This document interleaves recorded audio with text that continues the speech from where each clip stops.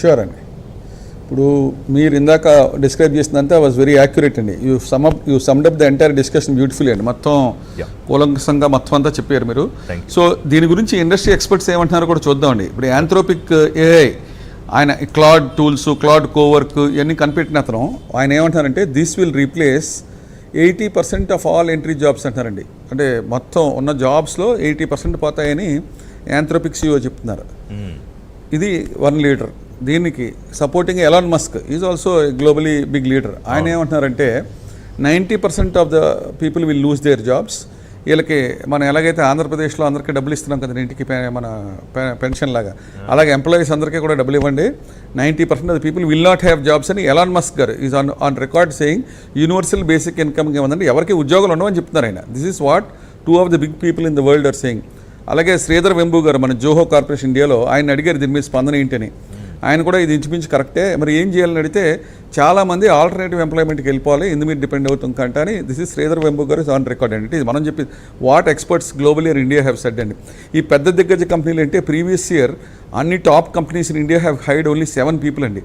మొత్తం పెద్ద కంపెనీలు అన్నీ కలిపి net hiring 7 last year 26 March కంటే ఇట్ వాస్ నెట్ -26. దాన్ని బట్టి మీరు చూడొచ్చు ఇంతమంది హైరింగ్ నుంచి ఓన్లీ 7 పీపుల్ హైర్ చేశారు అంత ముందు ఇయర్.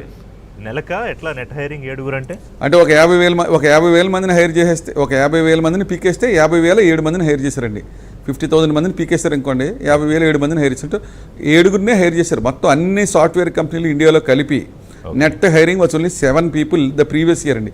ఈ ఇయర్ మార్చ్కి అయితే it was -25,000. So net hiring as reduced. Hiring అనేది లేదండి.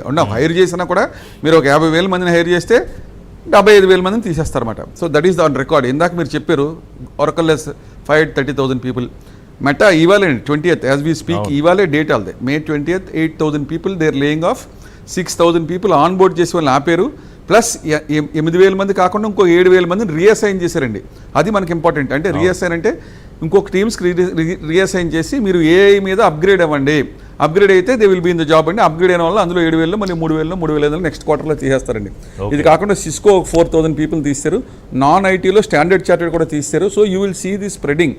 నీతి ఆయోగ్ మన గవర్నమెంట్ ఆఫ్ ఇండియా ఏం చెప్పింది, 2 million jobs will be lost in IT అని చెప్పారు.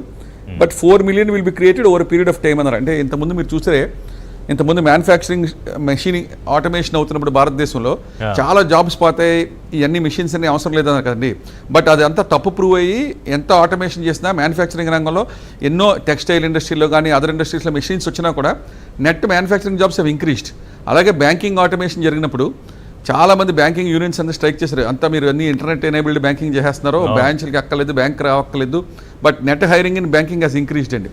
అలాగే if you see in most areas people are computers వచ్చినప్పుడు కూడా ఈ మనుషుని రీప్లేస్ చేస్తే ఈ కంప్యూటర్స్ వల్ల జాబ్స్ అన్నీ పోతాయి అన్నారు. బట్ కంప్యూటర్స్ వస్తాం వల్ల it has created lot of jobs. So AI వల్ల నీతి ఆయోగ్ ఏమంటుందంటే ఇప్పుడు షార్ట్ టర్మ్లో 2 million అంటే 20 లక్షల ఉద్యోగాలు పోతాయి. దట్ ఈస్ వాళ్ళే చెప్పారు. గవర్నమెంట్ ఆఫ్ ఇండియా 100% పోతాయి. వాళ్ళు తక్కువగా చెప్పారు. కన్జర్వేటివ్గా ఎక్కువ చెప్తే భయపడతారని చెప్పి నీతి Aayog always gives conservative figures అని వాళ్ళు చెప్పిన దాని మీద 50% ఎక్కువే పోవచ్చు. బట్ అలా చెప్తే బాగోదని పాజిటివ్ యాంగిల్లో they will be 4 million new jobs they will be created అని.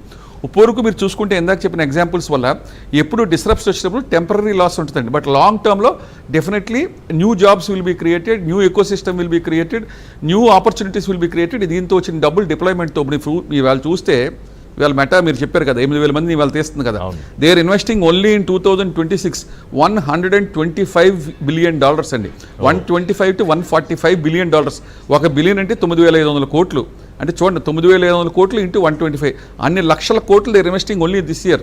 ఇవన్నీ ఏంటి, ఇదంతా ఎవరి దగ్గర నుంచి రికవర్ చేస్తారండి? మళ్ళీ ఈ పెట్టుబడి అంతా కూడా మన మీద రికవర్ చేస్తారు. సో ఏఐ ముందు అలవాటు చేసి they will make it so expensive later on. Human capital భారతదేశం డబ్బులు కట్టాలి ఆబ్వియస్లీ కదండి. మీరు $125 billion ఒక్క సంవత్సరం ఖర్చు పెడతారంటే ఎంత? 9,500 ఇంటూ 100 అంటే ఎంత అండి?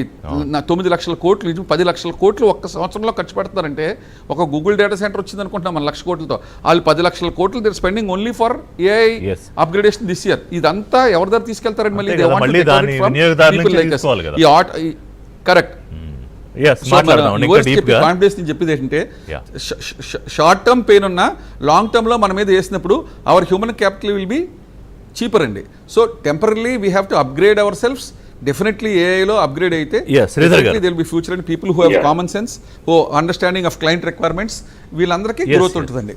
సామాల్ట్మన్ సిఇఓ ఓపెన్ ఏఐ అన్న దాంట్లో ఏంటంటే ఏఐ మిమ్మల్ని తీసేదు, ఏఐ ఉపయోగించే వ్యక్తి మిమ్మల్ని తీసేస్తాడు అనేది. అంటే ఈ సింప్లిఫైడ్ శ్రీధర్ గారు. సో ఏంటంటే ఇవాళ భయపడో లేకపోతే కంగారు పడో దానివల్ల ఉపయోగం ఉంటుందని అనుకోను. అలాగే కొన్ని అపోహలు ఉన్నాయి, దాన్ని కూడా క్లియర్ చేసుకోవాలి. ఈ ఐటీ రంగంలో ఇవాళ ఎందుకంటే మనకి ఇవాళ తెలుగు వాళ్ళకి